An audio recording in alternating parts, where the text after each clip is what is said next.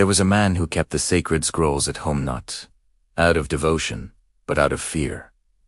Fear that if he lost them, he, too, would be lost, until one night, the wind rose and fire climbed the walls. He stood in the hallway, smoke stinging his eyes, scrolls stacked on the shelf to his left, his son sobbing in the room to his right, and in that moment, he had to choose, save the words, or save the child. That story isn't in the Bible. But every story in the Bible walks that same narrow path. Think of David not the king on the coin, but the boy hiding in caves, fingers raw on a cracked harp, singing psalms into the dirt while Saul threw spears at empty altars. He wasn't holy because he was flawless. He was holy because he bled. Honesty on God leaned in close to listen. Orutha, outsider, the widow, the one with no claim, no voice.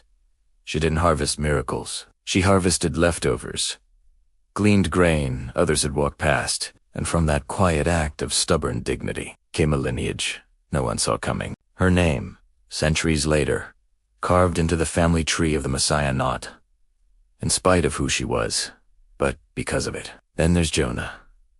We talk about the whale, but no one talks about the silence inside it.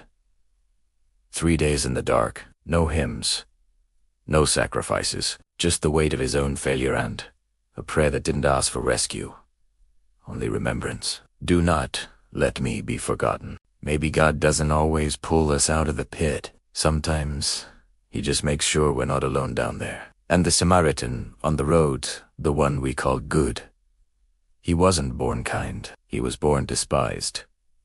Half Jew, half stranger, trusted by no one. When he saw the wounded man, he didn't see a project. He saw himself bloodied, abandoned, barely human. And that recognition, that's where mercy begins. Not in pity, in kinship. Even at the cross when the world expected thunder, Jesus didn't shout doctrine. He turned to a grieving friend and said, "Here's your mother."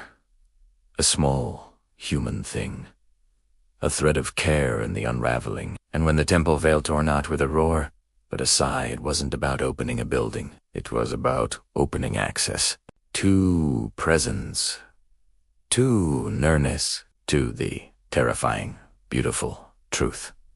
God doesn't live in perfect scrolls. He meets us in the marges, in the burnt edges, the cracked voices, the questions we're too ashamed to ask aloud.